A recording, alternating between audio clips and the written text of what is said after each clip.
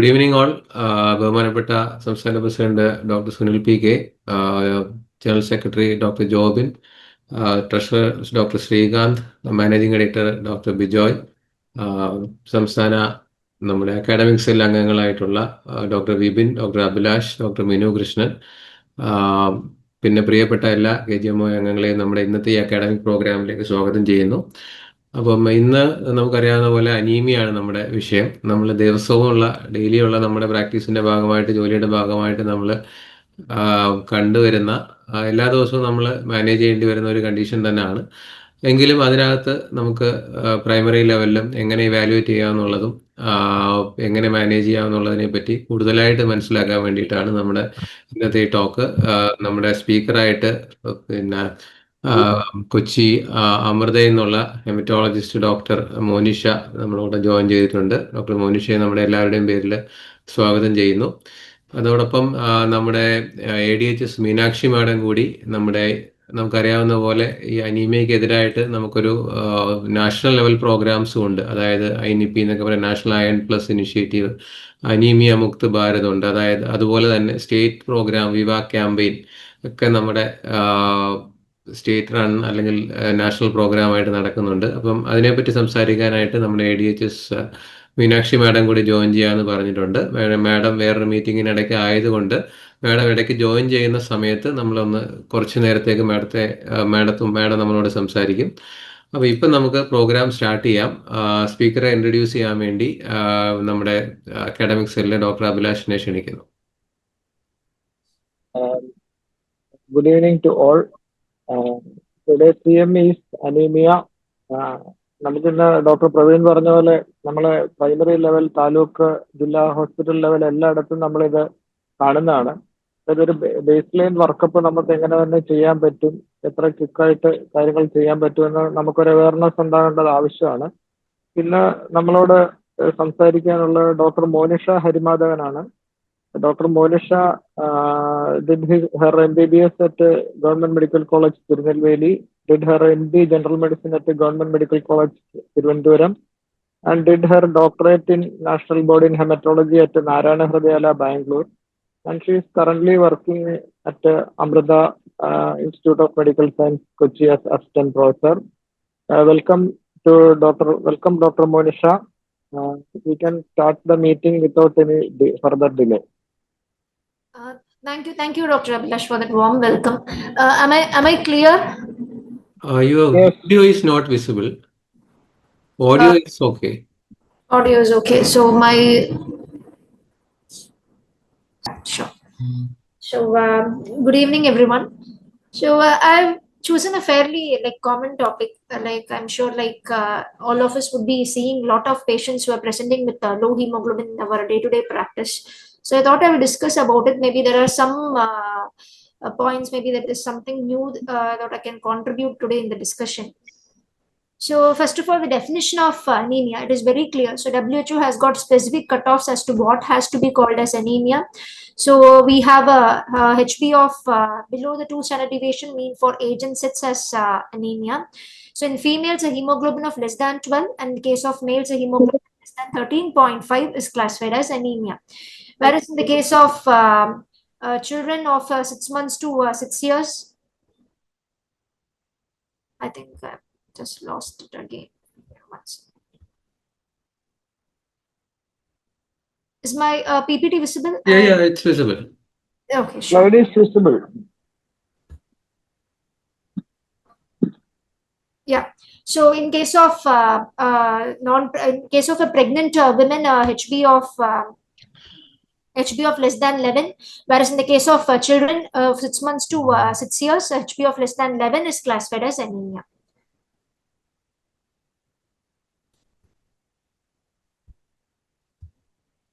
So why anemia is very important is because this is, like I mentioned previously, it is one of the most common problems we see in our clinical practice. There is a recent publication from Lancet in July 2023, which reported a global prevalence of anemia around 24%, which is very significant. And it is estimated that at any point in time, around 40% of children in the age group of 6 to 6 years, and then the 40% of pregnant women and 30% in the reproductive age group women are afflicted by anemia. In India, so this is a WHO global database which reports around 74% prevalence of anemia, that is hemoglobin of less than 11 gram per deciliter, which is like very significant. So such a huge population we have with low hemoglobin here. So whenever we are evaluating a patient with anemia, it's very important, like as for any other patient, to start with the clinical history. So first important thing is what is the duration. So duration can be either acute, so extending for around days to weeks, so or a chronic duration can be there. So in which case it can most likely to be nutritional or a marrow failure disorder or a genetic cause for anemia. Whereas in acute history is most likely to be any blood loss associated with anemia, or it can be a hemolytic process. Of course, general symptoms of anemia can be anywhere between from a fatigue or weakness to more cardiac associated problems like palpitation to breathlessness. Next will be the bleeding history. A female who is coming, of course, the first question would be like it's blood loss associated with anemia or not. History of menorrhagia is very important. Presence of GI bleed history. Any chronic epistaxis or chronic hematuria can also be contributing to a chronic anemia in these patients. Next would be a diet history. Any history of B12 or iron deficiency. Poor nutrition, of course, it is not very common for a patient who is coming to walk in our OPD. It could be like more common in a patient who has been like bedridden for a long duration, where poor nutrition can be a cause. When they can also have multiple deficiencies. It can be iron, B12, and folate. Everything could together could be deficient in such a patient. Next would be drug or toxin exposure. History of NSIDs, chronic intake of antiplatelets. It can be a blood loss associated anemia. Temporal history of drugs like chemotherapy and radiation, of course, that could also be a contributing factor for anemia. Next would be the associated any illness for the patient of CKD, presence of autoimmune disease, history of any malignancies, chronic infections can cause anemia, whereas a patient with iron deficiency can also be predisposed to have chronic infections. Next would be a family history. Is the mother afflicted with anemia? Is there a family history of anemia? The father? Do you have siblings with anemia? It's very important to rule out hemoglobinopathies, which is not very common in our part of the India, but then it's like a very big problem in the central part and northern parts of India. And then history of blood transfusion. Recurrent blood transfusion in a patient has been like getting monthly transfusion or once in 2 months for the last 5 to 6 months maybe, or years. It can be a congenital cause, or it can be a marrow failure disorder, or it can be also a refractory anemia, or a recurrent nutritional cause which has not been treated till now.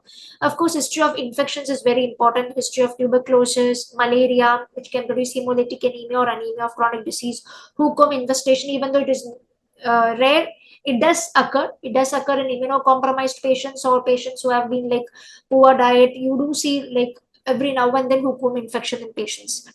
Again, specific clues can be there. History of pica, history of bone pain, which can be a clue, can be a marrow disorder like myeloma. History of neuropathy can be because of a B12 deficiency. So general appearance examination goes by pallor. Pallor we do assess in conjunctiva, palmar surfaces, and the mucosal surfaces. Vital signs of the patient is very important to see whether if there is acute onset of anemia, presence of cardiac failure becomes very important, and presence of skin and mucosal manifestations like petechiae, bleeding manifestations, or purpura, presence of glossitis, angular cheilitis, koilonychia, platinonychia. Of course, any hemolytic process is ongoing or not. Presence of icterus becomes very important. Dark urine, and lymphoreticular examination of lymphadenopathy, hepatosplenomegaly, central nervous system for peripheral neuropathy, sternal tenderness and bone pain, which can be a harbinger of more sinister process like a marrow infiltration, and presence of any bleeding signs. These are something in physical examination that we would look for. So next comes the lab evaluation of anemia. So before we go to the lab evaluation of anemia as such, it's very important for any person who is presenting with anemia to see what are the other cell lines. How is the WBC count? How is the platelet count before we label the patient as an isolated anemia? So if the WBC and platelet is normal, we would proceed with the evaluation of anemia based on something called an RBC indices. So first is something called an MCV. MCV is usually given by our Coulter value. So this is the MCV. So here the patient's MCV is around 69. So MCV is actually the size of the red blood cells, so which is usually measured in femtoliter. Normal is around 80 to 100 femtoliter. Anything less than 80 is called a microcytic, and normocytic you have some normal sized RBCs, and a macrocytic where the size of the RBCs is more than 100 femtoliter. So next would be so after the RBC indices, that is MCV, MCH, next would be our reticulocyte count. Reticulocyte count is very important to know what is happening in the marrow. Is the marrow producing, the marrow function is adequate or not? It's a very important measure of that. So reticulocyte count is usually assessed by something called a supravital stain. So with increasing degrees of anemia, there is increased release of the reticulocytes into the peripheral blood from the marrow. So any reticulocyte count has to be interpreted along taking into account that you are going to see higher reticulocytes in the peripheral blood if there is anemia. So this correction has to be done, and this is the formula which is like given, where you have the reticulocyte percentage that is reported into the patient's hematocrit divided by the normal hematocrit and divided by the maturation time. So for each hematocrit, there is a specific maturation, taking into account the fact that more number of reticulocytes will be there in the blood when there is anemia. So for example, a patient with a hematocrit of 25%, so you have to take this, divide the reticulocyte count into the patient's hematocrit, which is 25 by 45, and divided by the maturation time in days, which is around 2. That would give us the proper reticulocyte production index. This is important because our classification of anemia has got major precedent with this reticulocyte count. So any patient comes with low hemoglobin, first you see the MCV. Is it microcytic, normocytic, or macrocytic? So microcytic anemias, we have very few DDs. We have our hemoglobinopathies, iron deficiency, anemia of chronic disease, and lead poisoning and sideroblastic anemia, which is kind of rare causes. And next is your normal MCV population, where you see the reticulocyte count. A reticulocyte production index which is more than 2 to 3%, it's usually because of destruction. We know the marrow is working well, but then something is happening that we are losing the HB. So that is either because of the hemolytic process or a bleeding manifestations. Hemolytic process can be either inherited process or acquired process. Most commonly, which we see is autoimmune hemolytic anemia. Again, if a normal MCV and low reticulocyte production index, there is something happening in the marrow. Marrow is not adequately compensating for the degree of anemia. So here you will probably take it as a pancytopenia picture or a non-pancytopenia picture. Non-pancytopenia picture, that is only isolated anemia, can be either anemia of chronic disease, you have renal or liver disease, or there is something called pure red cell aplasia, which is a very rare condition where only your erythroid precursors when the marrow will be absolutely absent, and that can contribute to only isolated anemia. And then pancytopenia picture will be a generalized marrow process. It can be anywhere from aplastic anemia, it can be a myelodysplastic syndrome, it can be leukemia, chronic infections like tuberculosis, autoimmune disorders like sarcoidosis, bone marrow infiltration, or it can be drugs. Next will be your high MCV anemia. High MCV anemia will be megaloblastic and non-megaloblastic. Megaloblastic is one which we commonly see like B12, folate, and rarely drugs that impair the DNA synthesis can be there. Next is the non-megaloblastic causes which we see in liver disease, alcoholism, hypothyroidism, plus reticulocyte cells are itself large in size, but the polychromatophores can contribute to high MCV. High MCV can also be seen in case of myelodysplastic syndrome. Sometimes, usually high normal MCV can be seen in this condition, and other condition like multiple myeloma can also produce high MCV. So going by the smear, so this is the normal RBC. So you have the microcytic RBC. This is the macrocytic RBC. Oval macrocyte more commonly seen in B12 deficiency. And this is your hypochromic macrocyte, which can be seen in the combined deficiency.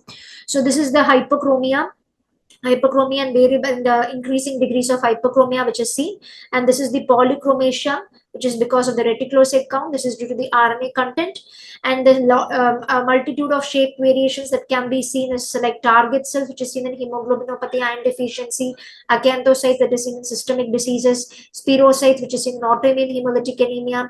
We have helmet cells, which is fragmented cells, schistocytes that can be seen in microangiopathic process, teardrop cells that can be seen in multitude of conditions, including nutritional deficiency like B12, iron, bone marrow infiltration process. Then you have sickle cells, ovelocytes that can be seen in B12 deficiency, and stomatocytes that is commonly seen in a condition called hereditary stoma, which is very rare. So this is a peripheral smear of a patient with iron deficiency anemia. As we can see, hemoglobin is 9.7. There is a microcytic hypochromic RBC indices are there. So this is the severely hypochromic and microcytic RBCs that are present. And iron deficiency is known to also produce something called thrombocytosis. So thrombocytosis usually comes down once we correct the iron deficiency in such patients. So these are the stages of iron deficiency. So this is the normal where there is iron replete status there. So this is the iron depletion. So iron depletion first starts from the bone marrow. When your bone marrow iron stainable stores come down, and this is something called a latent iron deficiency when your hemoglobin is still low, but your iron store starts depleted. So this is the state where you see your ferritin levels are down, but you still have a normal MCV and normal hemoglobin. And this is the iron deficient erythropoiesis where your ferritin levels are low, your T saturation T-sat levels are low, but still you maintain your hemoglobin and your MCV. And this is the iron deficiency anemia picture where your iron stores are low and you also have a low hemoglobin and low MCV. So iron deficiency anemia. So we do give a lot of advice, iron rich diet. We do advise. So these are some of. This is a table which I have taken from US FDA that is like showing what are some of the iron rich food that is available. So I think most of us know this, but I would want to stress like while taking iron, it's very important that we do tell them. So the vitamin C can increase the absorption of iron. Routinely, I do not tell them to take any lime juice or orange juice to increase the iron absorption, but that is something that we can advise. But it's very important that we have to tell the patient that they should not take any calcium rich food or like calcium supplements, or people do have a habit of taking dates with milk, iron tablet with milk. So that has to be avoided because calcium will completely impede the iron absorption. That makes it almost useless. So I've seen multiple patients who come like taking like they take iron tablet along with a milk, or sometimes they mix the date inside the milk and take it. That is not really contributing to any iron absorption in such patients. So it's very important to see how they are compliant with taking the iron tablets. So some of the intravenous iron preparations I just wanted to like we do like prescribe a lot of oral iron preparations. I just wanted to like highlight on the intravenous iron formulations that is currently available. So iron sucrose that is something that is available, which is usually used in CKD patients, and it is like given for iron deficiency. Usually it's given around the maximum dose of 200 to 300 mg, but we currently have these are some cheaper options that is available, but we have little other options which can be given as bolus doses, like one shot of 1000 mg. You have ferric isomaltose and ferric carboxymaltose, which is available as 500 and 1000 mg in our places, and it has to be given only 15 minutes. Very easier to correct iron deficiency in such parenteral preparations. So indications for IV iron therapy, usually it is given when oral iron intolerance is there. Of course, patients like do have around, but now previously we used to have only ferrous sulfate formulation, which is like known to cause lot of gastric upset and problems.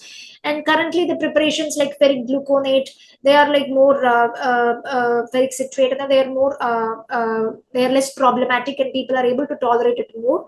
But sometimes patients do have iron intolerance, which can contribute to non-compliance and uncorrected iron deficiency in such patients. So it's very important to look for those. And some patients can have refractoriness because of bariatric surgery, gastrectomy. There can be H. pylori infections, malabsorption problems can be there, and genetic diseases called iron refractory iron deficiency anemia, which is a very rare condition. Sometimes that can contribute to uh, um refractory to iron, oral iron. And even after like supplementing oral iron for at least a month, if you do not have real improvement, you can suggest this. And of course, in patients who are presenting with severe anemia, say hemoglobin of less than 7 to 8, like if you require rapid hemoglobin improvement, IVN can be used. And second to third trimester of pregnancy, because of intolerance to oral preparation, IVN can be given. In patients who are receiving EPO, it is always suggested to give IVIN. And anemia of chronic disease, these are some of the indications where you would probably prefer IV iron rather than an oral iron. So IVN, usually single infusion is recommended. You have 1000 mg infusion, single infusion is enough. You give around 30 minutes. Usually it is avoided prior to first trimester of pregnancy. And monitoring generally is not routinely indicated for patients to look for allergic reactions, but there is around 1 to 2% of patients who can develop anaphylaxis. And it's very important that we counsel patients that they have to take IVN in a hospital-based setting and not in a clinic, because very important that some patients can develop anaphylaxis. I've seen some patients, it's rare, it's around like 1 to 2% maximum, but then that can happen. So it's very important that we counsel patients that it's better to take IVN in a hospital-based setting. And routinely pre-medications are not given, but then patients who have developed hypersensitive reactions, it can be useful. So evaluation of iron deficiency. So once we have diagnosed iron deficiency, our role doesn't stop there. It's very important as to find out what is the cause of iron deficiency. So in a premenopausal woman, it's always abnormal uterine most often. But then if it is not there, we have to definitely go for an occult GI blood loss in such patients. But in men and postmenopausal women, cannot stress this enough. It is very important. A middle-aged male comes with anemia and deficiency anemia. Very important to stress the importance of an OGD and colonoscopy in such patients. Cannot stress this enough. It's not enough if you only do an OGD. It's very important to do a colonoscopy as well. It is not enough that we do a stool occult blood test and say it is negative. Need not do an endoscopy. No, it has to be done. Any male patient, any middle-aged patient, or postmenopausal female who is coming as iron deficiency anemia, very important to look for a GI source of anemia. So if we are finding a GI source, okay, we treat with iron and treat the underlying cause and see. But if there is response, maybe we can observe and see. But if there is no response, either we repeat an endoscopy and colonoscopy and see whether there is anything ongoing or something that has been missed initially, and still there is no evidence, also to look for small intestinal source of bleeding. We do get rare cases of angiodysplasia of the small intestine with the severe iron deficiency anemia. It has happened before, so we do suggest to go ahead with a capsule endoscopy if there is no other cause that is found and patient has got recurrent iron deficiency anemia. So principles of IDA management would be confirming the diagnosis, identify the cause, very important, correct the cause, provide the iron therapy, oral and parenteral, and should also confirm that the patient has to be kept on follow-up to see that iron deficiency has been corrected and iron stores has been repleted. So I do suggest patients to come back after and patients who are not having severely anemia, ask them to come back after 1 or 2 months time with ferritin. So normal ferritin levels, more than 50 ferritin levels, I do like to confirm to say that the patient is iron replete, iron stores have been repleted as well before we say we have corrected the iron deficiency. So usually persistent iron deficiency is usually seen when there is incorrect diagnosis, when the etiology is not corrected, like ongoing blood loss is there, insufficient iron had been given, patient is having malabsorption, non-adherence has been the problem. So this is a hypothetical case. I mean, we do see patients like this, but this case particular is a hypothetical one. So 58-year-old male who came with EC fatigability, we see hemoglobin of 8, and the MCV microcytic anemia is there. Other cell lines are normal. So our first DD will be a microcytic anemia. We have iron deficiency, anemia of chronic disease, can be either microcytic or normocytic. You have congenital causes, hemoglobinopathies, and hemoglobin E disease, which is not very common in this part of India, but it's usually seen in patients who come from Northeast and Bengal area. So as usual, we have to our next evaluation would be to see for a reticulocyte count.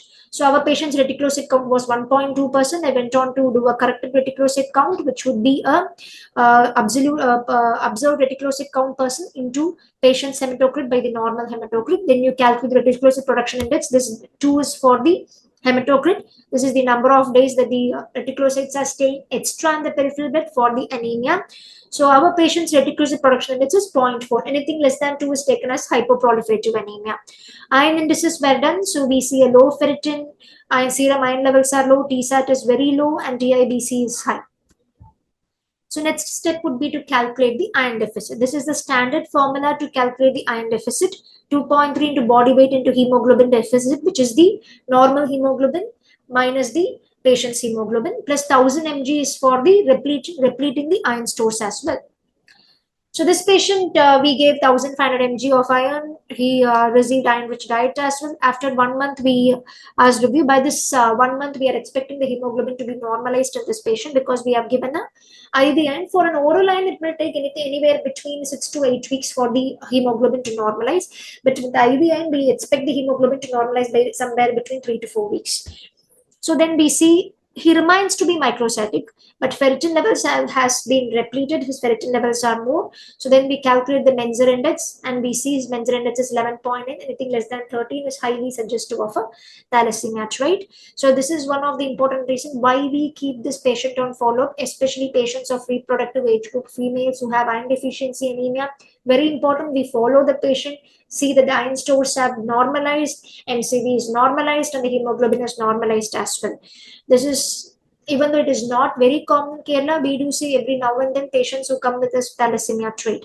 So this patient had iron deficiency anemia. We corrected the iron deficiency, and when we did a HPLC, we found that HbA2 is like more than 3.5%, which is suggestive of a thalassemia trait. Is it important to diagnose thalassemia trait? Yes, it is very important because sorry to interrupt, Dr. Monisha. Now, Meenakshi Madam, ADHS has joined. sure. I invite Madam. Let her continue. I'll speak afterwards. Okay, Madam. Thank you. Sure. Thank you.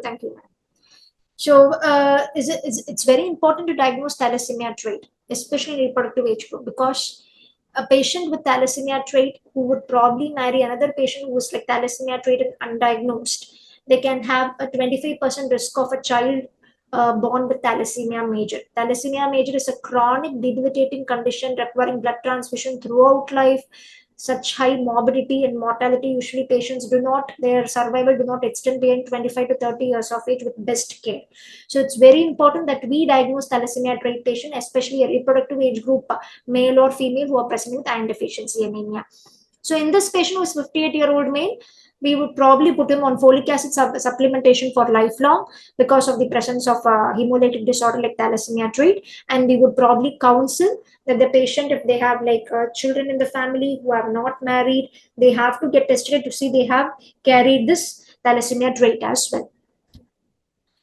So next will be another hypothetical case. Again, our patient who is like a known case of rheumatoid arthritis for more than 10 years, which is like kind of well controlled, who was present with a hemoglobin of 8. MCV is around 80. It is slightly on the 80 to 100 is usually taken as normocytic. This is slightly on the lower side. Now we do the iron indices. Reticulocyte production index is again, it is like 0.45. It is hypoproliferative. So we know something is like marrow problem is there. So we do the iron indices. Iron indices, ferritin is 89. Iron is like almost normal. TIBC is normal, and TSAT is like lower. So this is again. So are we dealing with an anemia of chronic disease, or is there an iron deficiency, or are we dealing with both? This would be our questions. So this was taken from our Hoffman hematology textbook. So we do have certain indices that can help us guide us to see whether it is anemia of chronic disease or IDA, or there is both conditions like existing. So serum iron levels can be reduced in both conditions. Your serum transferrin, which is your TIBC, is usually increased in IDA, whereas it is reduced to normal in the case of anemia of chronic disease. Transferrin saturation again can be reduced, whereas ferritin is usually normal to increase in the case of ACD. In IDA, it can be reduced. Both conditions can be reduced to normal. So I use this flow chart routinely to see whether patient is having anemia of chronic disease with iron deficiency or not. For all practical purposes, a patient who is having a chronic inflammatory condition like chronic autoimmune disease or either a CKD who is presenting with anemia, any ferritin less than 200 or a TSAT less than 20% is taken on iron deficiency anemia, and these patients, they do well with parenteral iron. So any ferritin less than 200 or a TSAT less than 20 is taken as iron deficiency anemia. In case of patients with CKD, TSAT up to 25% is usually taken as iron deficiency anemia, and parenteral iron is like required. And similarly, a patient with CKD who is erythropoietin stimulating agents who is undergoing dialysis, or patients in heart failure, a ferritin up to 500 is usually required, and any ferritin up to 200 to 500 is still taken as iron deficiency anemia. And these patients should be given parenteral iron together with erythropoietin stimulating agents. So any ferritin more than 500 is usually taken as adequate iron stores. So this is very important to see whether patients who are patients with anemia of chronic disease are not undertreated for their iron deficiency anemia. So next is our macrocytic anemia. So macrocytic anemia is when your MCV is more than 100. So this can be either megaloblastic or a non-megaloblastic anemia. So all macrocytic anemias are not vitamin B12 or folate. So they are megaloblastic or non-megaloblastic. Megaloblastic is the one which we commonly see like B12 and folate deficiency. And rarely drugs can be there. Patients who are receiving zidovudin, azathioprine, cinsmercaptan, which is given for ALL treatment, hydroxyurea, methotrexate. These are some of the medications that we see that can cause a megaloblastic anemia. So serum B12 level, if it is low, it is diagnosis confirmed.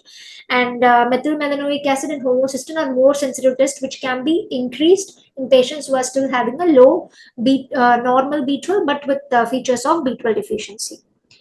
Again, non-megaloblastic causes, again, alcoholism is a very common cause. We see liver disease patients with CLD with macrocytic anemia, bone marrow disorders like MDS. There can be congenital dyserythropoiesis, which is a rare cause of inherited bone marrow failure syndrome. And hypothyroidism can be a cause. Multiple myeloma and other plasma cell disorders can also produce macrocytic anemia with non-megaloblastic picture. Again, reticulocytosis can also produce macrocytosis because your machine is counting the large polychromatophils as a macrocyte, and Coulter value will produce a macrocytic anemia. Reticulocytosis is usually seen in the case of, this can be seen in hemolytic anemia when there is bone marrow recovery after chemotherapy or transplant. Again, this can also be seen once administration of erythropoietin, repletion of iron, B12 or folate, or recovery from bleeding episode can also produce this kind of macrocytosis. So these are some of the causes of megaloblastic anemia. You have nutritional, which is more common, and some autoimmune gastritis, which is like your pernicious anemia, can be usually seen in middle-aged patients who are present B12 deficiency, non-vegetarian diet taking patient, fish tapeworm, receptor deficiency, ileal resection, malabsorption can be next cause, which can produce B12 deficiency. So these are some of the manifestation. We can see the hyperpigmentation of the knuckles. So there is glossitis, which can be visible, anemia, glossitis where beefy tongue is there, and neurological manifestations can be there. These patients can have pancytopenia, not only anemia, they can have leukopenia, thrombocytopenia, rarely thrombocytosis, neuropsychiatric manifestations, peripheral neuropathy, gait abnormalities, balance problems. All this can be features of B12 deficiency. So this is a megaloblastic picture. So here we see the macrocytes, there is macroovelocytes are there, and this hypersegmented neutrophils can be visible. So this is a megaloblastic anemia. This is a marrow of a patient with megaloblastic anemia. We can see the nuclear cytoplasmic dysynchronies, that is cytoplasmic maturation is proceeding, but nuclear maturation is not happening, which is producing this characteristic seed-like chromatin that can be there. This is because of the nuclear defect, DNA synthesis defect, which is seen in B12 and folate deficiency. Cytoplasmic maturation, which proceeds normal, but nuclear maturation is lagging behind, which is called the classical nuclear cytoplasmic dysynchrony. So normal levels of B12 is more than 300, for folate is less than 400. Usually 200 to 300 as B12 deficiency is borderline, and deficient levels is less than 200. When there is borderline levels is where our role of MMA and homocysteine comes, because an increased homocysteine with the borderline levels of B12 is usually taken as B12 deficiency. So any patient with B12 deficiency, we obtain a suspected B12 deficiency, we obtain a B12 levels more than 400, there is no deficiency, a value anywhere between 150 to 400, and symptoms suggest to a deficiency. Better, even if the low borderline level, better to go ahead with a MMA test and homocysteine. Homocysteine is much more easily available, and if it is high, we should probably think it as a case of B12 deficiency. So this is the thing. So these are some of the B12 rich food. We had like most of the non-vegetarian diet and curd. They have B12 is high and folate is high in almost all green leafy vegetables. So usually time to improvement in abnormalities once we initiate treatment, neurological symptoms are the last to improve, will take anywhere between months, whereas the hematological parameters usually improve between 2 months. And initial improvement to see is the reticulocyte count. Even for 9 deficiency, the B12 deficiency, once we start the supplementation, followed by the reticulocyte count after a week, usually we see the reticulocytes coming up, the regenerative response, when we are correcting, we are on the right track. So next is hemolytic anemia. So hemolytic anemia, so as we see, that is one of the more common cause, acute onset of low HB. It can be a process like intravascular hemolysis can be there, or extravascular where there have been chronic anemia for long with a jaundice. So intravascular hemolysis most commonly seen in PNH. It can be a microangiopathic hemolytic process, a mismatched transfusion, which is very clear from the history. Extravascular where there is RBC removal in the macrophages by the spleen or liver, which can be seen in autoimmune hemolytic anemia, or a chronic process like a hereditary spherocytosis. So next will be intrinsic defects, can be membrane defect, enzyme defect, hemoglobinopathies, whereas extrinsic defect can be immune mediated problems or a microangiopathic process, or it can be infections and hypersplenism sometimes. So any clinical features can be jaundice. We can have a dark urine, hemoglobinuria when there is intravascular hemolysis, that is RBC destruction in the blood vessel. We have the hemoglobin release in the blood, in the plasma, which can be related with the plasma free hemoglobin levels. The same hemoglobin comes out through the urine where we can see the hemoglobinuria. So these are some of the features which can be seen in the intravascular hemolysis. Whereas splenomegaly, which is more common in the case of extravascular hemolysis, gallstones is a feature of a chronic hemolytic process. Sudden pallor is usually because of an acute hemolytic crisis. And history, very important to take any medication history, because there can be GCSPD that can be precipitated by a drug, even a simple drug. Recently, we had a patient who had taken nitrofurantoin for UTI. He was a 69-year-old male. He came with severe hemolysis and HB drop. And when we evaluated further, we found that he had GCSPD deficiency. So we could have, like, rare occasions, we can have patients like that. So it's very important. It's not possible to screen everyone for GCSPD deficiency because it is so rare in our population, but it's very important to take a history in such patients. And again, drug-induced AHA, this can be seen in penicillin group of drugs, cephalosporins, all this can also cause drug-induced AHA. So hemolytic anemia, expected findings of decreased hemoglobin, reticulocytosis will be there, LDH is elevated, indirect bilirubin will be present, haptoglobin will be reduced, which is usually a feature of intravascular hemolysis. Your direct Coombs test will be positive. We can do a smear to see for any spirocytes, fragmented RBCs that can be seen in microangiopathic hemolytic process. And DCT is usually positive in autoimmune hemolytic anemia. If DCT is positive, then we have to think of other causes of hemolysis, like congenital causes. It can be a microangiopathy hemolytic process, something rare diseases like PNH can also be there. So here is a 50-year-old male, 1 week history of just a 1 week history. It's acute history we see. So we see the HB is around 9.6. We see macrocytosis. Probably this is because of the high reticulocyte response that we see around 21% reticulocyte response is there in this patient. So we see lot of spirocytes in the smear in this patient. Lot of spirocytes and polychromatophils are there. So this is a case of, so we see the DCT. DCT is positive. So this is a case of autoimmune hemolytic anemia. So we evaluate by any patient who are expecting a hemolytic process. First step would be to evaluate with the autoimmune DAT and very important history, whether it's acute history, and we evaluate with the DAT, see for drug history to rule out GCSPD assay. If presence of splenomegaly, we might have to think of a hereditary spirocytosis. Family history, hereditary spirocytosis is highly likely because it is an autosomal dominant disorder. Then you can do a hemoglobin electrophoresis to see for any hemoglobinopathies, and rarely we do see enzyme RBC enzyme defects can also be there. And if bone marrow is done, usually it will be hypercellular marrow with a reverse myeloid-erythroid ratio. So this is a picture. So we see a patient with suspected hemolysis. We do see a smear. These are some of the pictures that can have a schistocyte. Schistocyte usually trauma induced, which can be there because of mechanical valves, ECMO induced, recent bypass surgery, AV malformation. Infections can cause rickettsial infections, malaria can be there, microangiopathy hemolytic process can be present. Rarely we see bite cells in Heinz bodies when they present acute hemolytic process in GCSPD deficiency.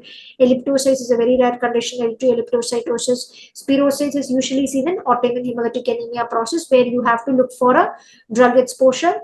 If drug exposure is not there, it can be a history of idiopathic hemolytic anemia, or it can be that is negative, then we should look for spirocytes are present, we should think of hereditary spirocytosis. So our patient, he had a moderate splenomegaly. Splenomegaly can also be seen in idiopathic autoimmune hemolytic anemia as well. No lymphadenopathy. DCT was 4+. So this is we do routinely do DCT. There is 2 ways. You can do a polyspecific DAT, follow that by a monospecific DAT, where you look specifically whether the antibodies are reacting to the IgG or the C3d. It's very important to differentiate between a warm and a cold autoimmune hemolytic process. Cold is usually C complement mediated, where your C3d will be much higher. It will be more 4+, like here it will be IgG will be weakly positive. So further workup, 50% of cases are usually idiopathic, but it's very important we look for autoimmune causes and hematological malignancies in a smaller proportion of patients who present with autoimmune hemolytic anemia. So this is the polychromatophils in the smear of patient autoimmune hemolytic anemia, and we also see the spirocytes. So next is a 30-year-old female who was like presenting with disorientation. There is thrombocytopenia and fever. So this thrombocytopenia, severe thrombocytopenia, low HB, and reticulocyte response.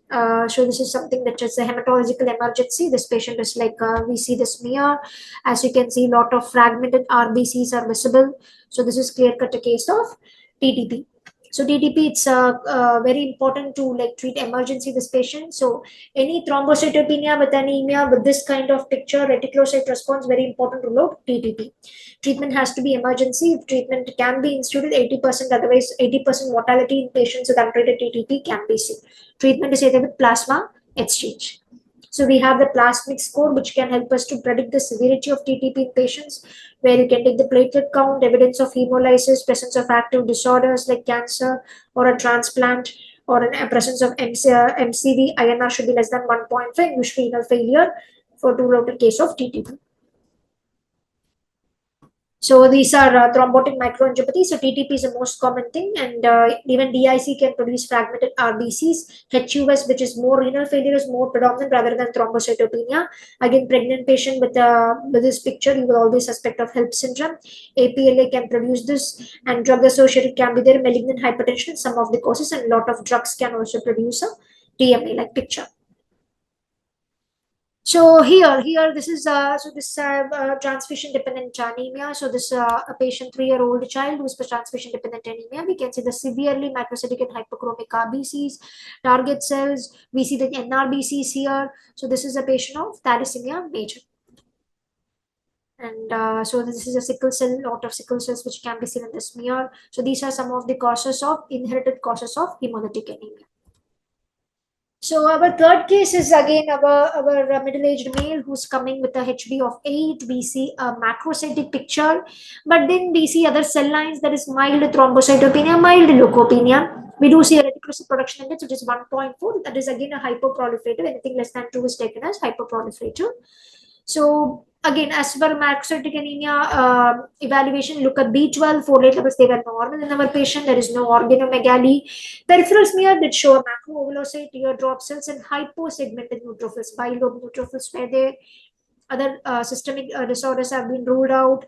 Macrocytic anemia, middle-aged male looked for myeloma aspect. There is no M-band. Bone marrow evaluation is suggested because of the pancytopenia picture.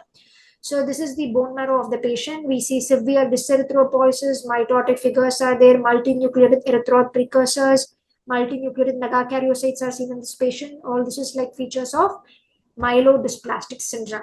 So it's very important. I mean, I try to highlight this case because it's very important. The patient seemingly isolated anemia.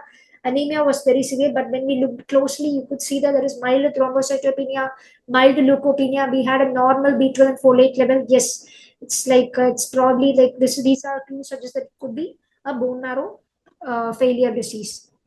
Myelodysplastic is very important. It is very important diagnose, early diagnose, because these patients have a risk of progression to acute myeloid leukemia, and usually curative treatment is an allogeneic stem cell transplant. This is the risk categorization. And so like coming to a hemolytic process. So I think we had already discussed this slide. So when would you like think of red flags in anemia? Any macrocytic anemia, an MCV they're more than 96 femtoliter. It's very important. Macrocytic anemia can be a early bone marrow infiltrative disorder. So very important. It can be a primary bone marrow disorder. So not all macrocytic anemias have B12 deficiency. So very important that we do think of marrow disorders in any patient who's presenting with a macrocytic anemia. Again, involvement of other cell lines. Thrombocytopenia, even mild thrombocytopenia, less than 1 lakh platelet count, absolute neutrophil count of less than 1,000. Yes, these could be features that can be a marrow disorder in this patient. Of course, look for an abnormal peripheral blood smear. Any atypical cells in the peripheral smear. It can be because it can be a harbinger of a leukemic process. Any severe anemia, unexplained worsening anemia, acute onset anemia, and of course a family history of a hematological malignancy. These are some of the red flags which would suggest that this patient might have to closely looked into and probably require a hematology referral. So I would finish my slide here. So thank you. Thank you for giving me this opportunity. Thank you.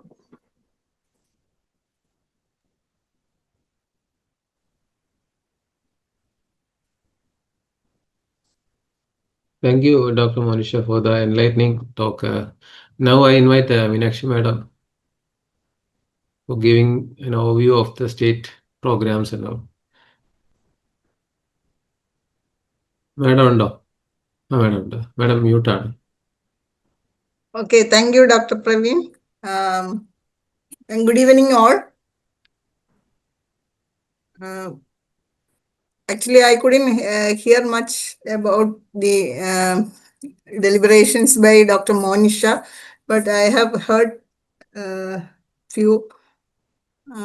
Actually, anemia. You all know that anemia is a major public health problem in globally and nationally, and also in Kerala. But when compared to other states, am I audible? Yes, madam, audible. Okay. Compared to other states, Kerala has the lowest prevalence of anemia. That is, anemia is less than 40% in all targeted age group in Kerala. But WHO status and all, you all may be knowing, because anemia, all classes, all strata, anemia is rampant. The lower class, middle class, upper class. So, irrespective of the economic status, anemia is a major problem in all. So, NFHS data also shows that compared to NFHS 4, NFHS 5 data shows there is slight increase in prevalence of anemia in Kerala also. The impact of anemia, you all may be knowing. Reduced physical development, then impact on pregnancy outcome, especially maternal deaths. 20% of maternal deaths are caused by anemia worldwide.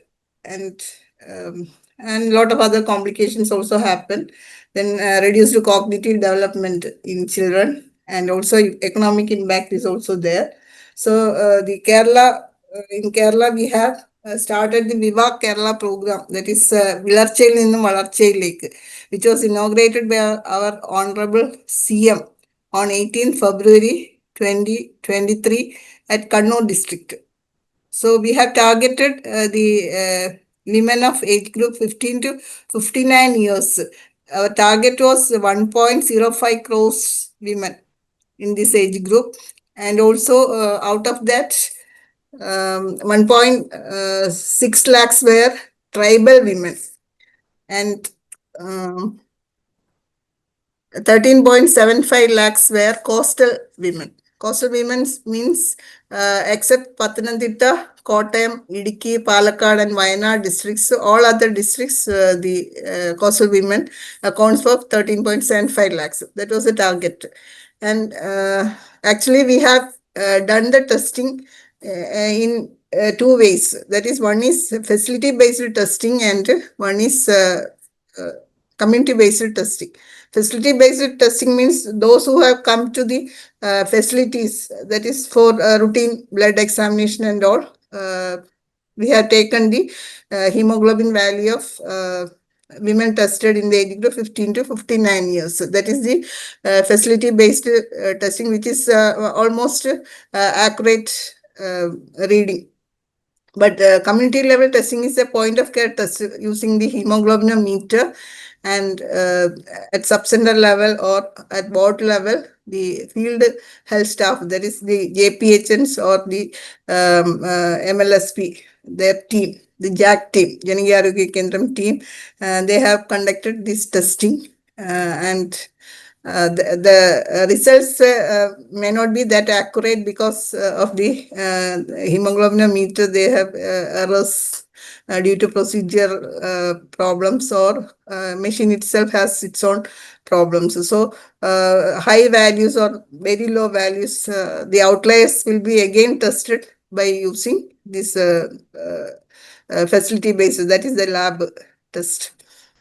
So we have tested out of this 1.06 crores women, we have tested 52%, that is 54 lakhs plus women we have tested.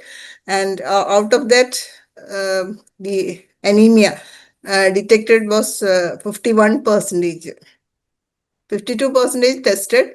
Among the tested, 51% were found anemic.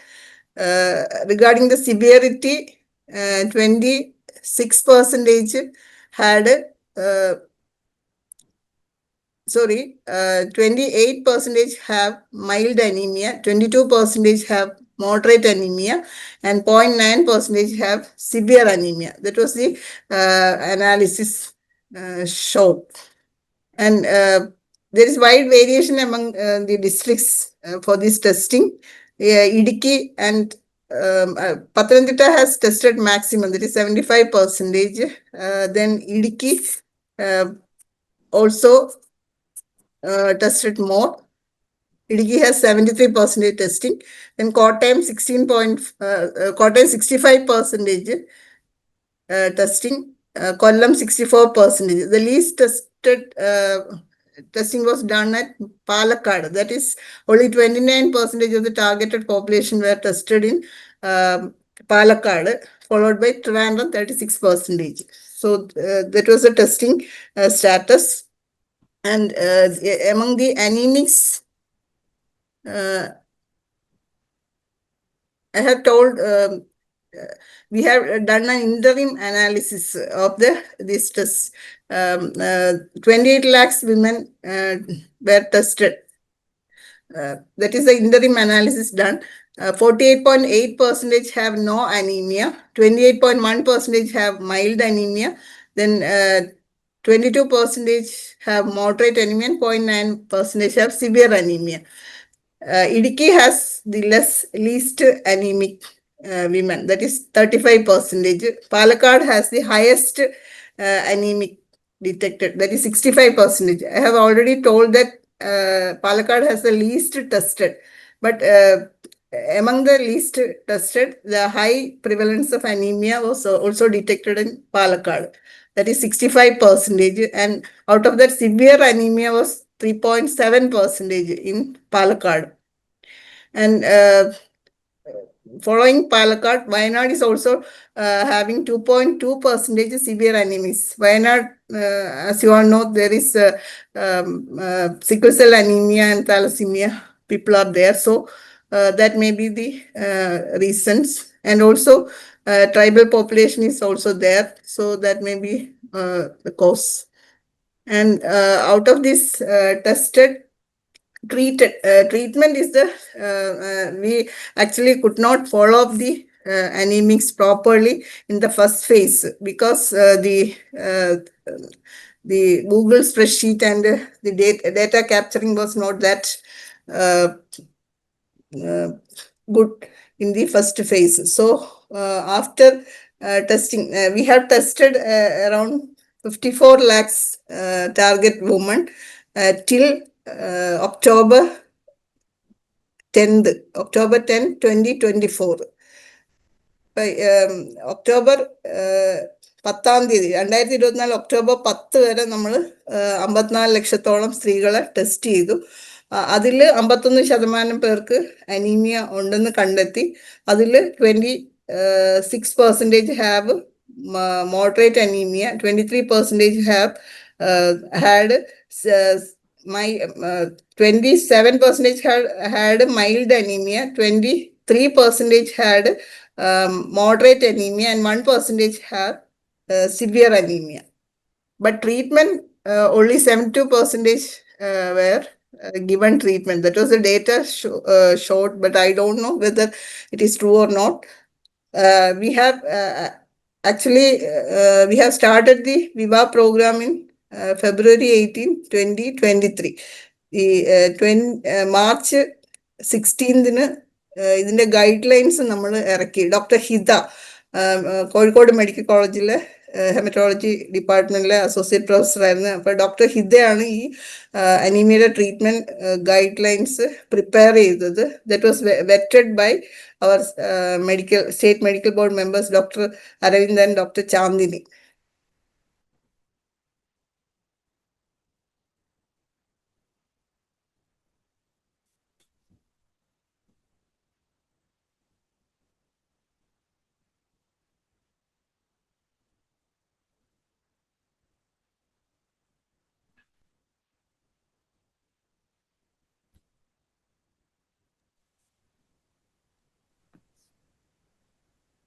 Madam disconnect ആയെന്ന് തോന്നുന്നു.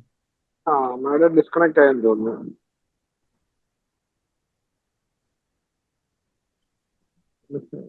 Madam അതൊക്കെ കേൾക്കുന്നില്ല. ആ വീഡിയോയും പോയെന്ന് തോന്നുന്നു. മാഡത്തെ കേൾക്കുന്നില്ല, വീഡിയോയും പോയെന്ന് തോന്നുന്നു. Madam disconnect മീറ്റിങ്ങിലില്ല. ഓക്കെ, എനിക്ക് തോന്നുന്നു മാഡം തിരിച്ച് ജോയിൻ ചെയ്യുന്നവരെ നമുക്ക് അതിനകത്ത് ചാറ്റ് ബോക്സിൽ ഒരു question, vitamin B12 correction regime. Dr. Monisha, can you please answer that? Yeah, sure. So, vitamin B12 correction regimes is usually dependent on what kind of symptoms the patient is presenting with.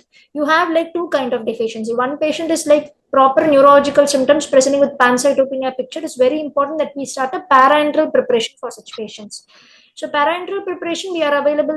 What we available is a 1000 microgram 1 ampule. We have a parenteral preparation of vitamin B12, which is usually started at least daily. Initially, it is started daily for 7 days.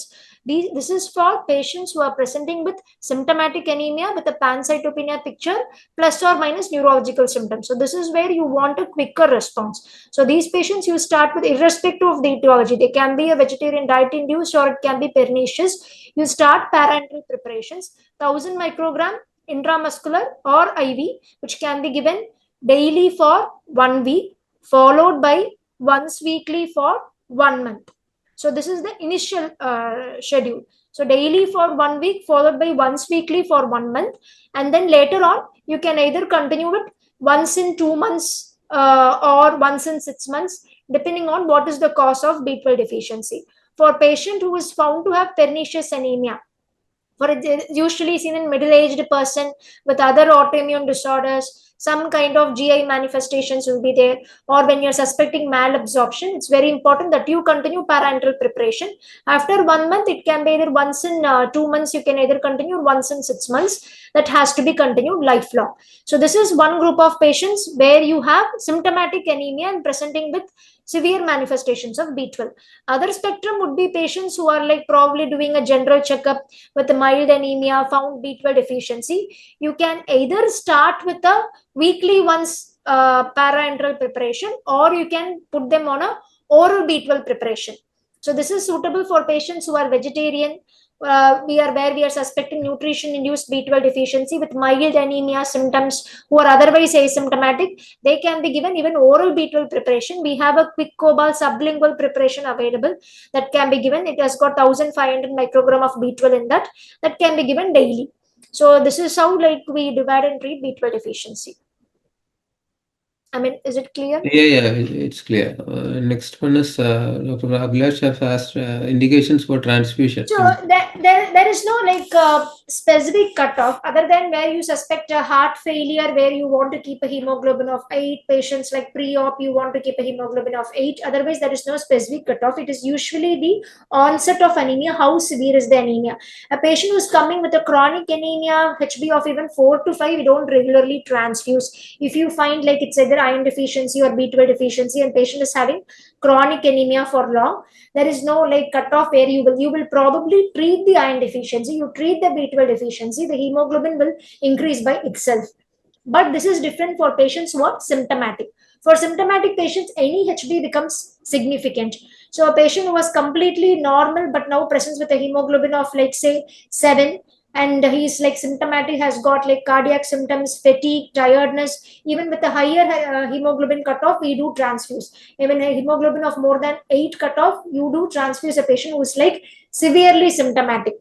But then generally you see symptoms like cardiac associated with severe lassitude and everything with a HB of less than 7. So this is different for a patient who is presenting with a chronic bone marrow disorders. Chronic bone marrow failure disorders, we keep a HB cutoff of 7 usually for patients with chronic bone marrow disorder. So if we have to tell you, it is usually 7. For cardiac patients, you keep a higher cutoff of 8. But for a patient who has got chronic anemia, probably a nutritional deficiency, I would not say that you have to keep a strict cutoff. Better treat the cause of nutritional deficiency rather than giving blood transfusion. Okay, thank you. Madam join ചെയ്തിട്ടുണ്ട്. Madam പറയാമോ? Okay. Madam പറഞ്ഞത് നമ്മൾ 1% ആണ് severe anaemia, അതുവരെ നമ്മൾ കേട്ടിരുന്നു. Okay okay. എന്റെ connection പോയെന്നാണ് തോന്നുന്നത്. ലാപ്ടോപ്പിൽ നിന്നായിരുന്നു കയറിയത്. ഇപ്പൊ ഞാൻ മൊബൈലിൽ നിന്നാണ് കയറിയിരിക്കുന്നത്. കേൾക്കാമോ പറയുന്നത്? കേൾക്കാം. ഞാൻ പറയുന്ന കേൾക്കാമല്ലോ.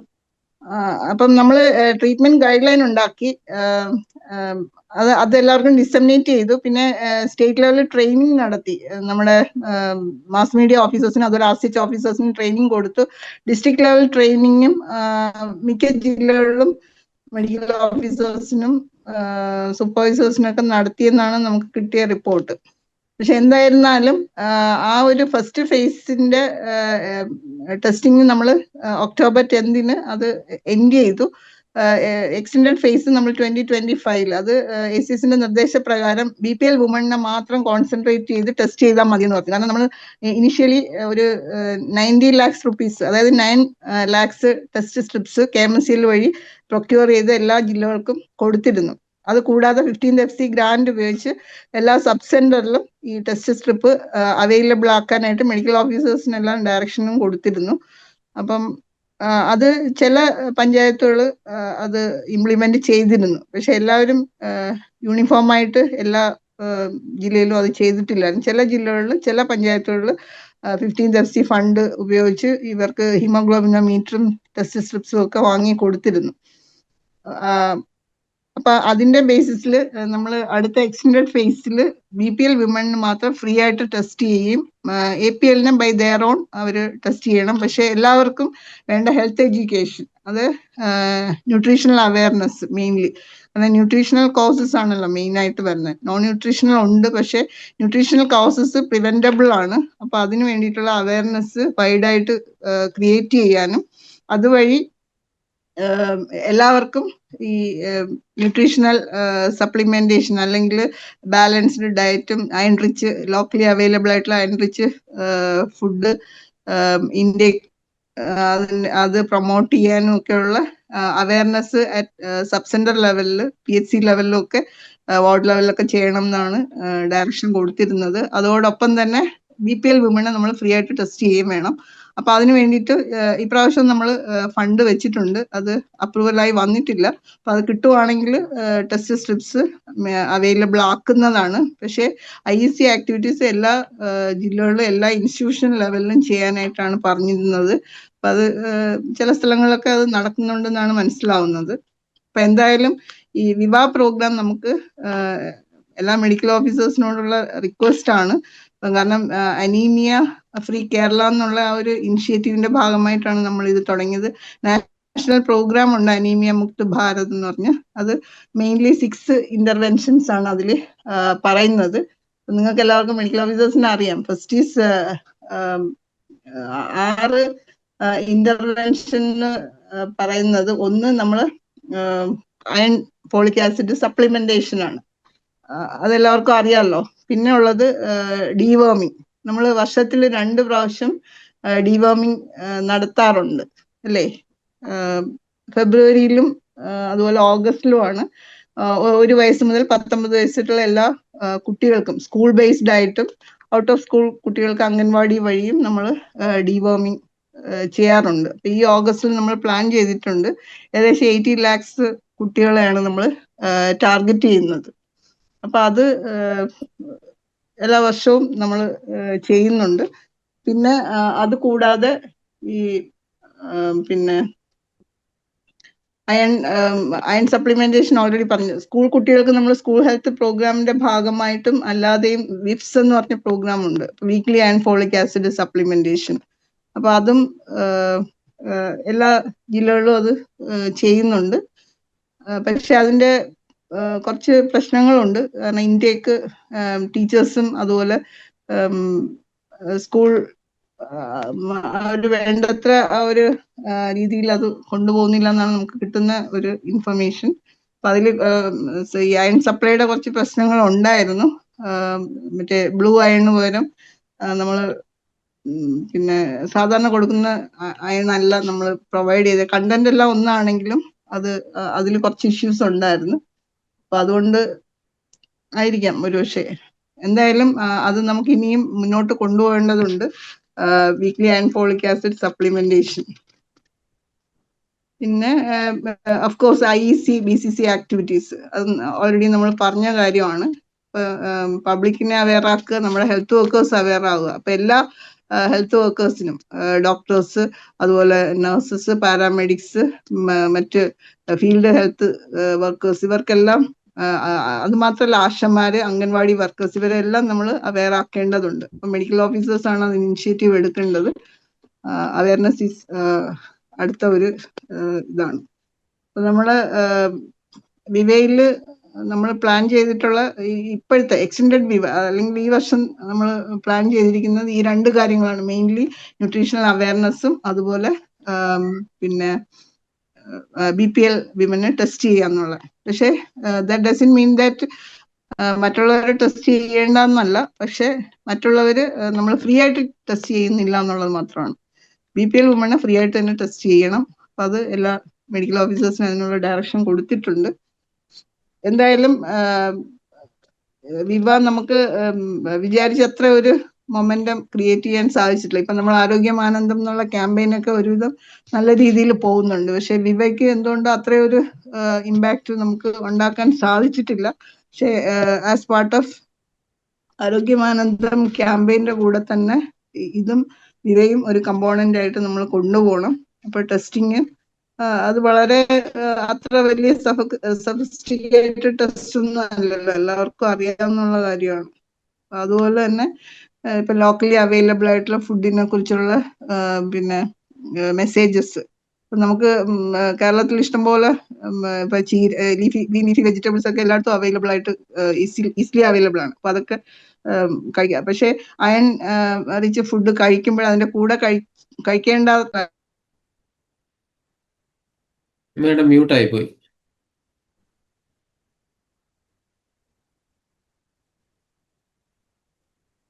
ഇപ്പൊ കേൾക്കാമോ? Yes madam, yes.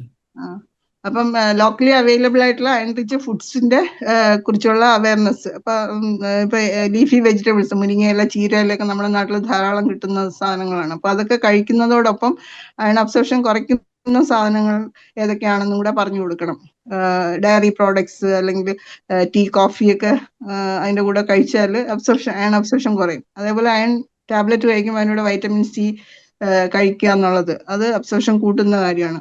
അതേപോലെ തന്നെ ചില മെഡിസിൻസ്, ഇപ്പൊ ടെട്രാസൈക്ലിൻ അങ്ങനത്തെ ആന്റാസിഡ്സ് അങ്ങനെയുള്ള മെഡിസിൻസ് ഒക്കെ ഇതിന്റെ കൂടെ കഴിച്ചു കഴിഞ്ഞാൽ അതും അബ്സോർപ്ഷൻ. അങ്ങനെയുള്ള സിമ്പിൾ ആയിട്ടുള്ള മെസ്സേജസ് എല്ലാവരിലും എത്തിക്കാനും അതുവഴി ഈ ന്യൂട്രീഷണൽ അനീമിയ നമുക്ക് പ്രിവെന്റ് ചെയ്യാനായിട്ട് അല്ലെങ്കിൽ ഏർലി ആയിട്ട് കണ്ടുപിടിച്ച് ട്രീറ്റ് ചെയ്യാനും സാധിക്കണം.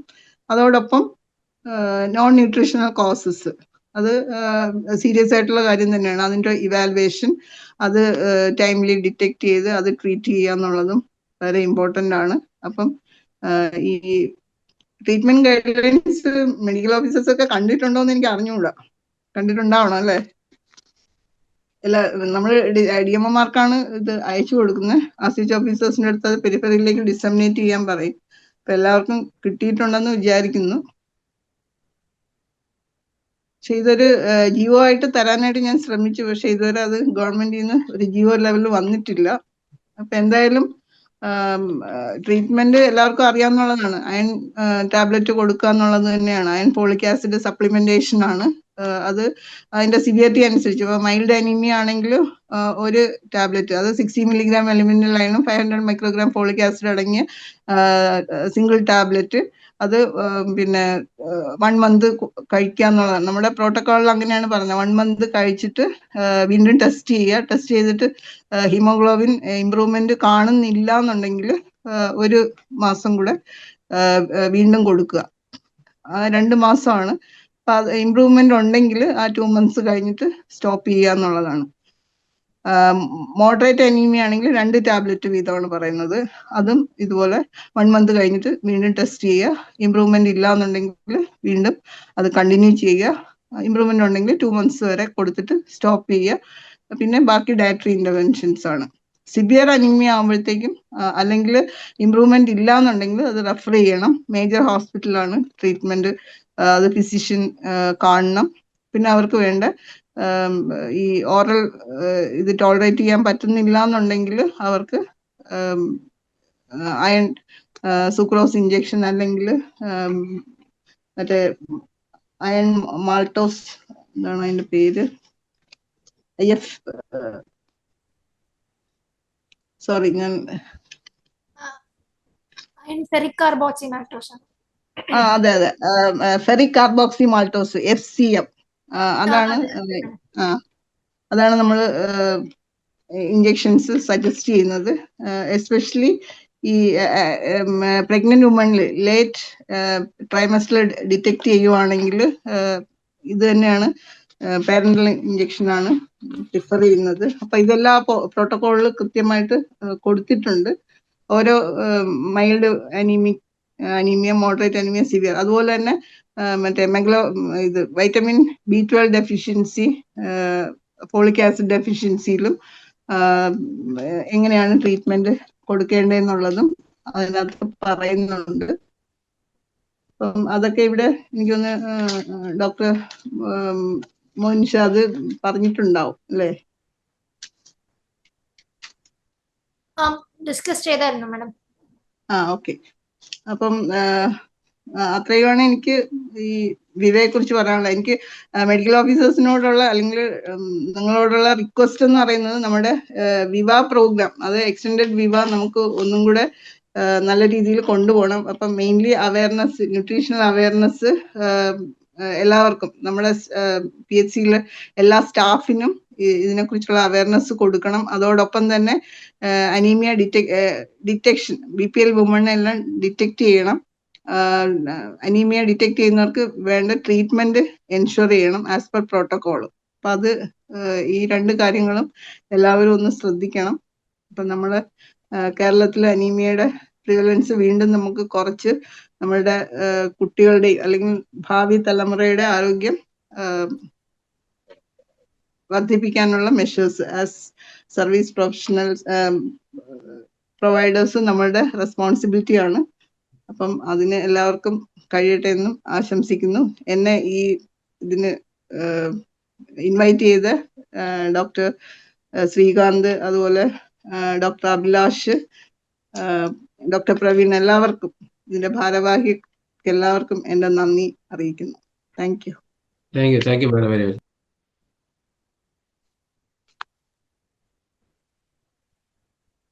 സാറ് മ്യൂട്ടാണ്. സോറി, നേരത്തെ മാഡം സൂചിപ്പിച്ച പോലെ തന്നെ how accurate is this haemoglobinometer എന്നുള്ളതാണ് ഇവിടെ ചോദിച്ചിരിക്കുന്നത് for paediatric age 5 to 15 years.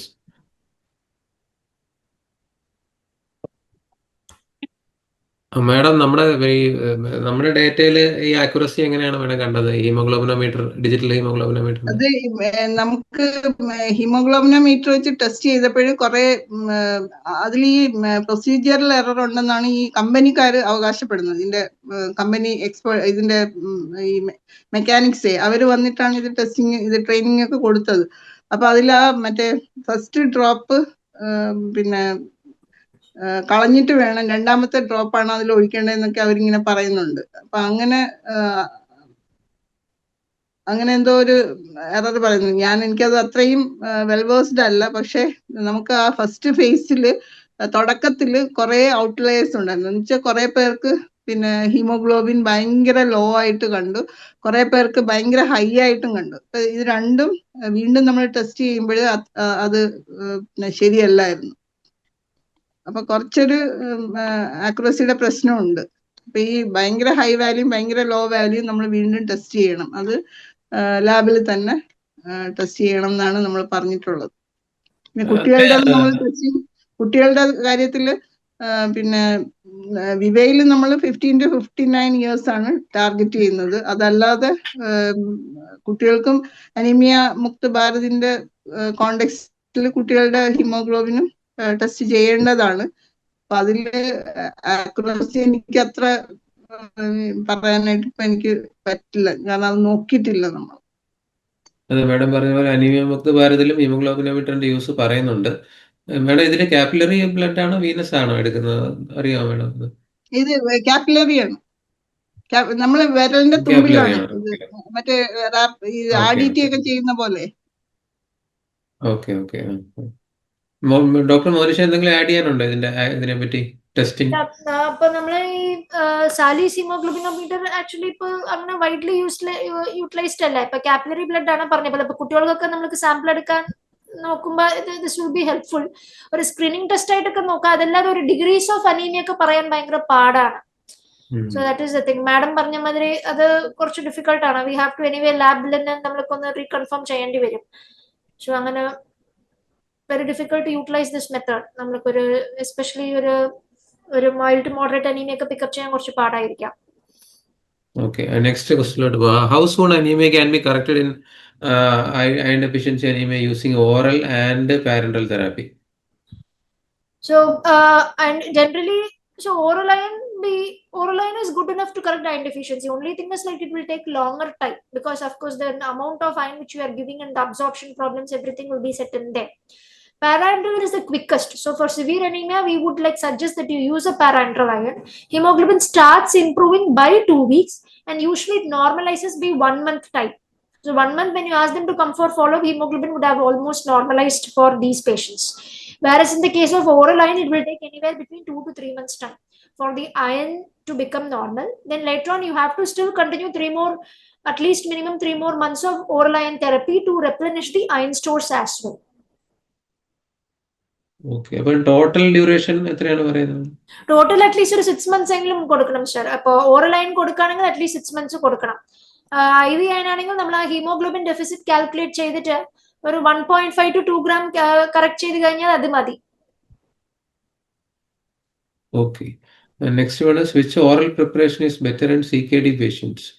So usually in CKD patients, absorption is a major issue. So they have edema of the intestinal wall, iron absorption is a problem. So that is why they are iron deficient to begin with. So ideal is a parenteral iron for CKD patients. We can add on oral iron, but then absorption is so erratic that it is not enough to correct iron deficiency in CKD patients. Any form of oral iron can be given. Ferrous sulfate nowadays we are not almost using because of lot of gastric problems where 50 to 60% people are upset. Otherwise, we can use ferrous fumarate, ferrous gluconate, ferric citrate, everything can be used. So I use Livogen usually, but then I do give a IV preparation for patients with CKD, especially if they are on dialysis, because oral iron absorption is inadequate in case of CKD patients. So parenteral iron should be there. Okay, which oral preparation has better GI tolerance and availability in the So currently, whatever routinely we are availing, everything is liquid. Ferric gluconate, I use ferric gluconate usually, that ferrous gluconate, that works well. Around 15 to 20% of patients still have issues. Absorption is not the problem. Most likely, it is the intolerance which is causing the trouble. If absorption is a problem, we have to give an parenteral iron. There is no role for oral iron preparation that is best for absorption. Usually, it is intolerance rather that is causing the trouble.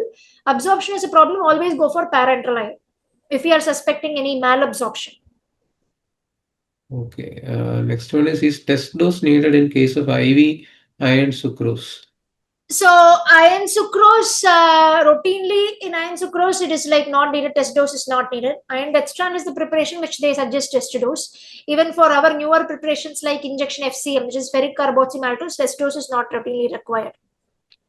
Okay. The next one is 6 months, but how long can we give this oral iron continuously? So unless we correct the cause, so patient with menorrhagia, we do correct iron deficiency for 6 months, we give oral iron and then we stop it. And if we are not correcting the primary problem, they are going to end up next year again with iron deficiency. So until the cause is treated, I continue oral iron. So there is if it is one shot iron deficiency and we think the cause is treated, 6 months of oral iron should be enough even to replenish the iron stores. But otherwise, if the patient continues to have menorrhagia, better to continue keep the patient on oral iron as long as the primary cause has not been treated.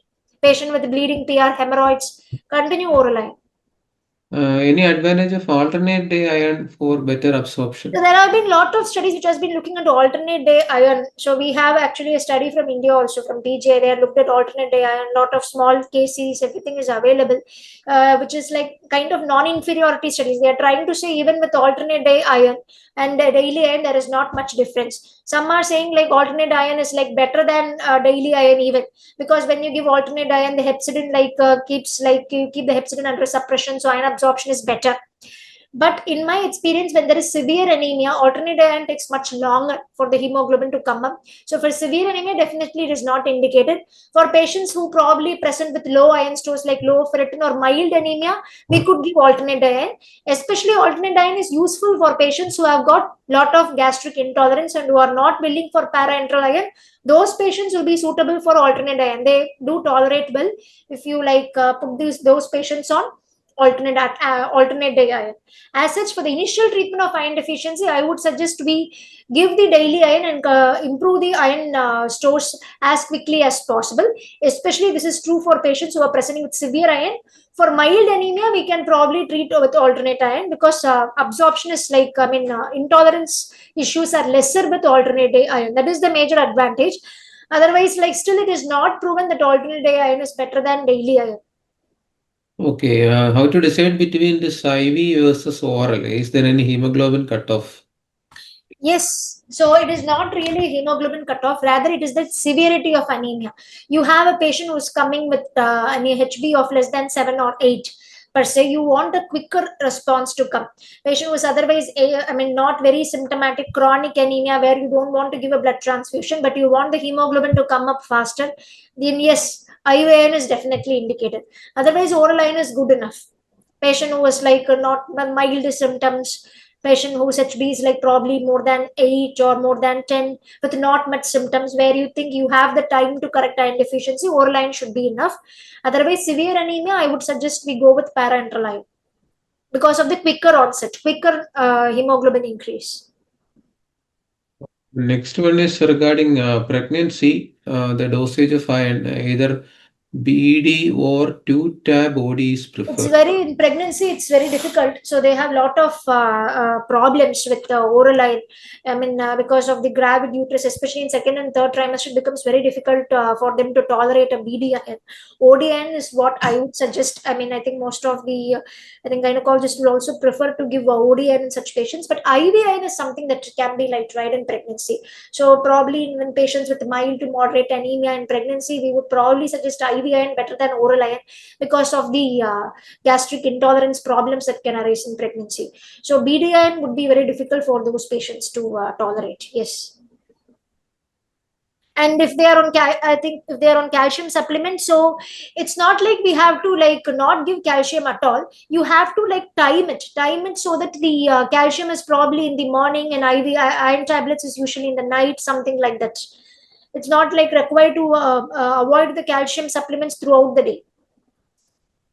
നമ്മുടെ വിവ treatment guide ലൈനിൽ ഈ pregnant woman mild anemia, that is 10 to 10.9 gram per deciliter, അതാണ് mild anaemia എന്ന് പറയുന്നത് pregnant വുമണിൽ. അപ്പൊ അവരുടെ first line of treatment എന്ന് പറയുന്നത് 2 tablets of iron and folic acid tablet, that is 60 milligram elemental iron and 500 microgram folic acid daily. എന്ന് വെച്ചാൽ 2 tablet daily എന്നാണ് പറയുന്നത് ഓറലി. അല്ലെങ്കിൽ parenteral iron, IV iron sucrose or ferric carboxy maltose may be considered as the first line എന്ന് പറയുന്നത്. അപ്പം oral line tolerate ചെയ്യാൻ പറ്റുന്നവർക്ക് orally കൊടുക്കാം, അതല്ലാന്നുണ്ടെങ്കിൽ IV തന്നെയാണ് പറയുന്നത്. Oh, okay, madam. Sure, ma'am. Okay, next one is rarely IV iron sucrose produce deadly anaphylactic reaction. Suggest a prescription with test dose. So that is why IVIS always has the risk of producing this. It's rare. It's around 1 to 2% risk, but a test dose will not prevent it. So if that's why we would suggest those patients IVN should only be given on a hospital-based setting. But a test dose, even with a normal test dose, you can go on to have an anaphylactic reaction. So it will not prevent having a normal test doesn't mean you will not have an anaphylactic reaction. That is why test dose is not usually very suggestive of whether you will develop it or not, like whether you see in antibiotics where you have a penicillin allergy, you will probably not give your antibiotic. But in IV iron, it is not very clear cut like that. Even if a test dose is normal, still you can have an anaphylaxis. That is why routinely we are not giving a test dose. Still they can go on to develop anaphylaxis. The risk is always there. That small risk is always there of an anaphylactic reaction for a IV iron. That's why it's very important to give IVN only in a hospital-based setting, and we do inform patients that there is this small risk of anaphylaxis, so it has to be monitored and given. Madam, ferric carboxy maltose when compared to iron sucrose, കുറച്ചും കൂടെ ഇതല്ലേ anaphylaxis കുറവല്ലേ? Madam അനഫ്ലാക്സിസിനെക്കാട്ടിലും madam അതൊരു bolus dose ആണ്. Bolus dose അപ്പൊ higher dose നമ്മൾക്ക് കൊടുക്കാൻ പറ്റും. അയൺ സുക്രോസ് ആണെങ്കിൽ നമ്മൾക്ക് ഒരു മാക്സിമം ഒരു 200 mg അല്ലെങ്കിൽ 300 വരെയൊക്കെ പോകാൻ പറ്റില്ല. ഫെറിക് കാർബോക്സി മാൽട്ടോസ് നമ്മൾ 1000 mg ഒറ്റ പ്രാവശ്യം കൊടുത്താൽ മതി. അപ്പൊ അങ്ങനെ ബോലസ് ഡോസിന്റെയാണ് മേജർ അഡ്വാൻറ്റേജ്. കോസ്റ്റ് ഭയങ്കര ഹൈ ആണ് മാഡം. അതെ അതെ, അയൺ സുക്രോസ് പോലെ അങ്ങനെയല്ല. അതെ അതെ. പറഞ്ഞില്ലേ നമ്മുടെ ഇപ്പം IV അയൺ സുക്രോസിന് ടെസ്റ്റ് ഡോസ് വേണ്ടാന്ന് പറയുമ്പോൾ അതിനകത്ത് ഈ മാനുഫാക്ചർ റെക്കമെൻഡേഷൻ ടെസ്റ്റ് ഡോസ് അങ്ങനെ വല്ലതും പറയുന്നുണ്ടോ മാഡം? അപ്പൊ ഇതിനകത്ത് വേറൊരു ചോദ്യം കൂടെ വന്നിട്ടുണ്ട്, ഇൻഫോംഡ് കൺസെന്റ് വേണമെന്നുള്ളത്. ഇൻഫോംഡ് കൺസെന്റ് ആയിട്ട് നമ്മൾ പഠിക്കാറില്ല. പക്ഷെ then like when I give a prescription and then they do say like they want to take it from another hospital, I do give a prescription saying it has been explained to the patient that it has to be only taken in a hospital based setting. So I write like that and give them, but otherwise not routinely taking an informed consent like transfusion. പറഞ്ഞു madam. Madam കേൾക്കുന്നുണ്ട്, പറഞ്ഞോ. ഞാനൊക്കെ PHC-ലൊക്കെ work ചെയ്യുമ്പോൾ നമ്മൾ പിന്നെ injections IM injections ഒക്കെ ഒരുപാട് കൊടുത്തിട്ടുണ്ട്. അയണേ ശരി മാഡം.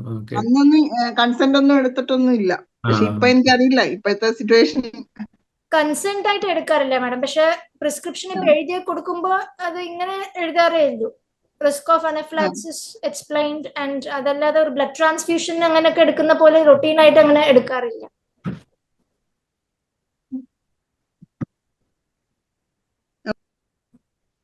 ഓക്കെ.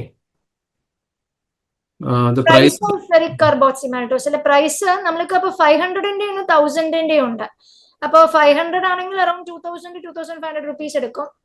മറ്റേ 1000 mg ആണെങ്കിൽ അതിന്റെ ഒരു 3500 to 4000 rupees എടുക്കും. ഞാനപ്പോ ഈ അനഫ്ലാക്സിസ് എന്തെങ്കിലും പോസിബിലിറ്റി ഉള്ളതുകൊണ്ട് ഇത്രയും എക്സ്പെൻസീവ് മെഡിസിൻ ആയതുകൊണ്ട് I usually give 500 first. Only if they don't have any reaction, I give the rest of the 500. So I rarely use 1000. Only if patients have taken 1000 previously, ask them to take 1000 again. Otherwise, I give 500. Okay madam. Questions കഴിഞ്ഞെന്ന് തോന്നുന്നു. പക്ഷെ generally എനിക്ക് തോന്നുന്നത് ഈ നമ്മളിപ്പോൾ ഇങ്ങനെയുള്ള products ഏതാണെങ്കിലും ആ പ്രോഡക്റ്റ് ഇൻസേർട്ടിൽ ടെസ്റ്റ് ഡോസ് പറയുന്നുണ്ടെങ്കിൽ ബെസ്റ്റ് ഡു എന്നുള്ളതാണ്. ഇമ്യൂണോഗ്ലോബുലിൻസിന്റെ കാര്യത്തിൽ പറയുന്നതൊക്കെ അങ്ങനെയാണ്. ഓക്കെ, ക്വസ്റ്റ്യൻസ് കഴിഞ്ഞെന്ന് തോന്നുന്നു മാഡം. ഓക്കെ, എനിക്ക് തോന്നുന്നു ആർക്കെങ്കിലും അൺമ്യൂട്ട് ചെയ്ത് ചോദ്യം ചോദിക്കണമെന്നുണ്ടെങ്കിൽ ചോദിക്കാം. ഷുവർ.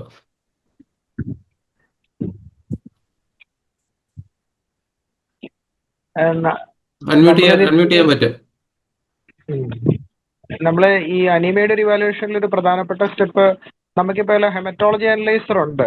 അപ്പൊ നമ്മള് ഈ HbCBC എന്ന് എഴുതി കൊടുക്കുന്നതിന് പകരം നമ്മൾ ഹീമോഗ്രാം എന്ന് എഴുതി കൊടുക്കുകയാണെങ്കിൽ അതിന്റെ റിസൾട്ട് കിട്ടുമ്പോൾ നമുക്ക് തന്നെ അത് മൈക്രോസൈറ്റിക് ആണോ മാക്രോസൈറ്റിക് ആണോ എന്ന് ഇവാലുവേറ്റ് ചെയ്യാൻ പറ്റും.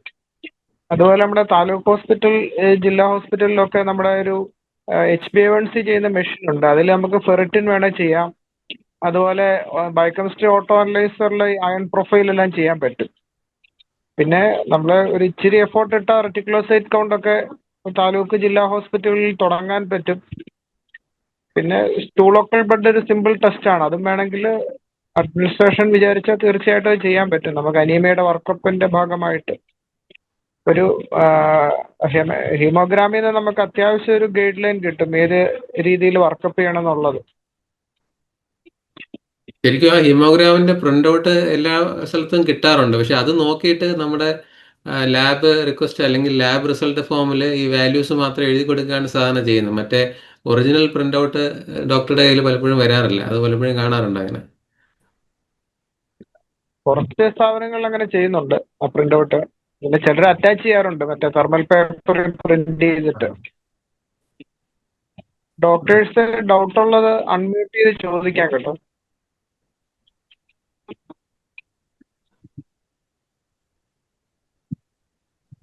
ഇല്ലാന്ന് തോന്നുന്നു. നമുക്ക് 9:40 ആയി. വൈൻഡപ്പ് ചെയ്താലോ?